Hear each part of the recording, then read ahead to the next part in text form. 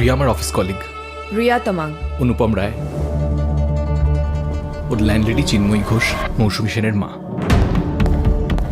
মৌসুমী সেনের নিখোঁজ হওয়ার পেছনে যে একটা রহস্য আছে সেটা বলাই বাহুল্য।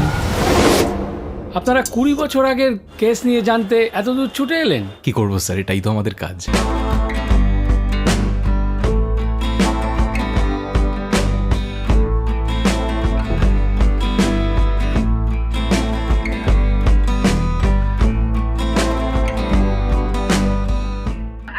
পার্সোনালিটি বা একটা মহিলার মধ্যে যে অনেক রকম শেডস হয় এবং একজন প্রফেশনাল মহিলা, সাকসেসফুল মহিলা বা অ্যাম্বিশিয়াস মহিলার মধ্যে কি কি টার্মোইল চলতে পারে একটা বিশেষভাবে, সেগুলো খুব খুব সুন্দরভাবে বেরিয়েছে এবং প্রত্যেকে অ্যাক্টিং এত ভালো করেছে এই ছবিতে। প্রত্যেকজন অ্যাক্টর আমার কাছে মানে খুব সবাই আমার খুব প্রিয় এবং দারুণ দারুণ শেডস পেলাম এই ছবিতে।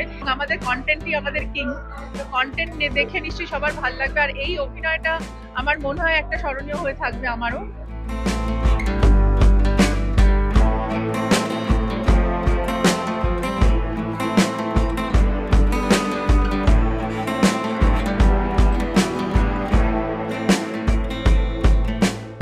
অভিনেতা হিসেবে আমার যে কর্তব্য, সেই কর্তব্যটুকু পালন করা, মেটিকুলাসলি পালন করা, ডেডিকেটেড ওয়েতে পালন করা, এইটুকু আমি খুব গর্ব নিয়ে বলতে পারি যে আমি হয়তো খুব বেশি কাজ করি না, আমি কম কাজ করি। কারণ আমি সেরকম মানে সবসময় যে খুব ভালো কাজের সবসময় সুযোগ পাই তা নয়।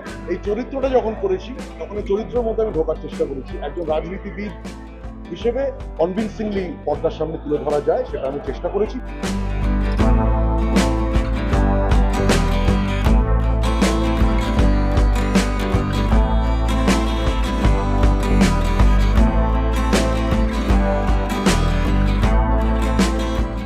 আমি যেটা বারবার বলি যে শিক্ষা ব্যবস্থা, স্বাস্থ্য ব্যবস্থা, এগুলোর যে কম্প্রোমাইজ করা যায় না, এগুলো নিয়ে খেলা করা যায় না।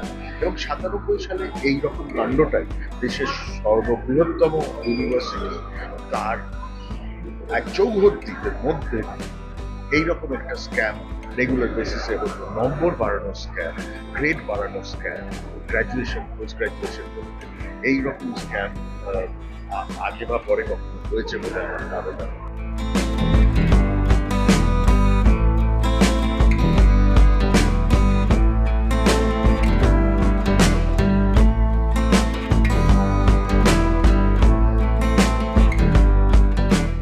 কর্পূর অরিন্দম শীলের ছবি, বাকি শিল্পী এবং গোটা ইউনিট সব কলাকুশলী দারুণ কাজ করেছেন, খুবই ভালো হয়েছে, এসে দেখতে হবে। থ্রিলার, একদম শুধু থ্রিলার নয়, তার সঙ্গে মানুষের সম্পর্ক, প্রেম, অপরাধ, অন্তর্ধান রহস্য সবটাই আছে। একটা দারুণ বাংলা ছবি, এবং শুধু বাংলা ছবি বলে নয়, ছবি হিসেবে ভালো ছবি। দেখুন, ভালো লাগবে।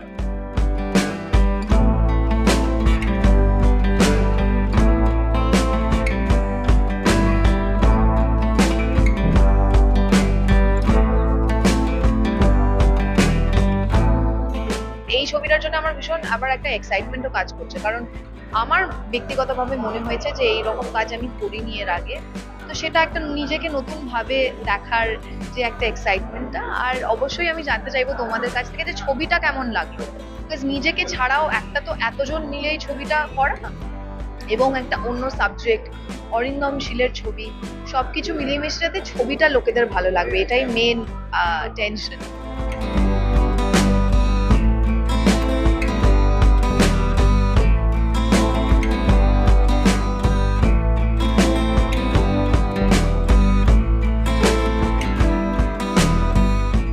নার্ভাস বলবো না, কারণ আমাদের যা করার আমরা তো করে ফেলেছি অলরেডি, নার্ভাস হয়ে আর লাভ নেই।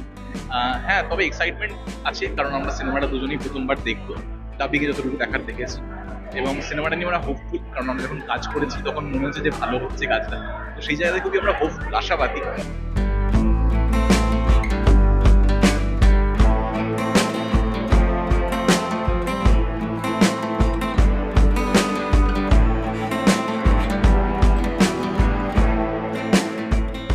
আমার মনে হয় সাসপেন্স থ্রিলার ছবিতে অরিন্দমদার মানে মানে মানে কোনো জবাব নেই। He is master in this subject. আর আমি থ্রিলার মুভি যে প্রচুর করেছি তা না, করেছি সোনার কেল্লায় জকের দ্বারা একটা অন্যরকম রহস্য নিয়েছিল, এই ছবির মেকিং একটু ডিফারেন্ট। এই গানটাও মানে আজকালকার সিনেমাতে মানে এরকম টাইটেল ট্র্যাক করা হয় না, বা মানে আমাকে করতে হয়নি।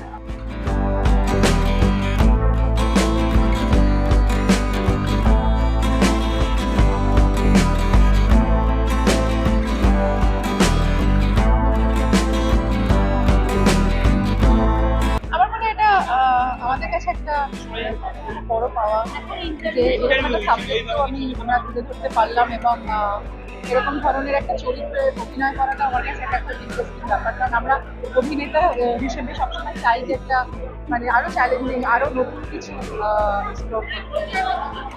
তো এটা I think it's a very deep story.